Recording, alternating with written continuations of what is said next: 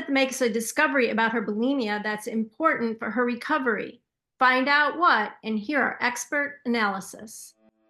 Nothing I did was working. The more I tried, the more out of control my eating became. Then, I did something I hadn't tried before. I became a savvy detective and figured things out. If I can do it, so can you. Find out more at solveyouroutofcontroleating.com. Welcome to Solve Your Out of Control Eating. I'm Vicki Todd, a child and adult psychoanalyst and an eating disorder specialist. And I'm Michelle Holtzberger, a clinical social worker. But in the online virtual world, we are savvy detectives who solve real-life eating mysteries like today's. And we are going to teach you how to become a savvy detective too. So here we go. Step into our virtual office for this brief therapy session. Then please stick around afterwards. You'll hear our detective work and practical advice. Now, here's Elizabeth. I'm so glad I had therapy today. Ever since I stopped purging. Well, I almost said binging and purging, but I still overeat. I just don't purge anymore. Anyway, since I stopped, I'm remembering all these awful memories. Can you tell me?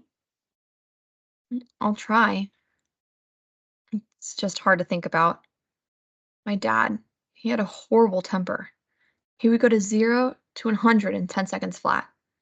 And when he had a couple of beers in him, it was even worse. This was 20 years ago. I guess I forgot about it until now. I thought I was madly in love with my high school boyfriend back then, and we were having sex. I just didn't want to get pregnant, so I got on birth control. I should have been more careful with the pill. I mean, what was I thinking? I took them at bedtime, so I snuck them in my pajamas, which were under my pillow, and my mom found them when she was washing my sheets. Got home from school, where she was waiting with her hands on her hips, and she started screaming the minute she saw me. I got so scared. Not really of her, but that she would tell my dad. So I started begging her, please don't tell dad, please don't tell dad. But she already had. She called him at work to let him know. And then I had to wait for him to get back home and hope he didn't stop for beer. Sounds both frightening and anxiety provoking. Yeah, almost like he's gonna kill me, kind of anxiety provoking. That's how scared I was of him. With good reason. Yeah. Once he started beating me, he couldn't stop. He was a very large man. My cousins, the kids in the neighborhood, even coworkers, grown men, were scared of him just because of his size. They didn't even know how violent he could get. You couldn't tell anyone? Are you kidding? I never tried to do anything to make him angry. And your mom? I hated her. She didn't protect you. Never. In fact, I think she enjoyed the beatings. She would run to her bedroom and shut the door, as if she was trying to block out the noise. What a bitch.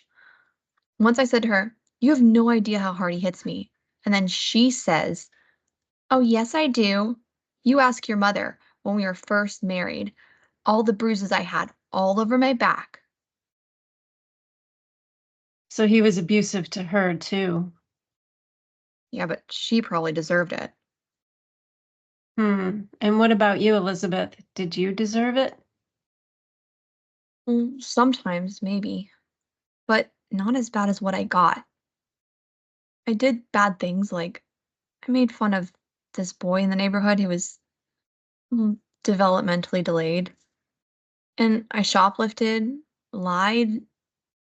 I was constantly talking back to my mom, who I just hated. So I deserve to be punished, just not as bad as what I got. This one time, I remembered it recently. I had bruises all over my butt and my legs from where he hit me with a belt. I'm so sorry to hear this. I wonder, why do you think you're remembering it now? I've been thinking about that. I wonder if the bulimia somehow got rid of all those old abusive memories. Can you say more about that? No, not really. Well, I had another thought. Would you like to hear it? Yeah. Is it possible that the bulimia was the abuse? Are you saying that when he stopped abusing me, I continued the tradition? Like took over and I was every bit as brutal as he was? Hmm. You tell me. Mm, Now that you say it, yes. Okay, Vicky, now comes the fun stuff, the detective work. Well, actually, I don't know if fun is the right word because Elizabeth's story is so impactful. I know it. Can you imagine being Elizabeth, waiting for your father to come home and physically abuse you? Yeah, I would be a basket case. Me too. And it sounds like Elizabeth was. The feelings I heard in the session included tremendous anxiety. Right, regarding the physical abuse. Right. Shock that may have been a premature interpretation on the therapist's part. Think I would have let Elizabeth struggle with the physical abuse bulimia connection a little longer. I wonder if the subject made the therapist so anxious that she wanted to resolve it quickly. Just a thought. And lastly, the sadness that is expressed in a body way rather than words. Through her tears. Whether the interpretation was premature or not, Elizabeth was right with the therapist and surely confirmed her belief that the bulimia was repeating her abusive past. But this time, Elizabeth delivered the blows. She was in control of the whole thing, the whole incident of physical abuse. She was the victim of it, and she was also the abuser. Just fascinating.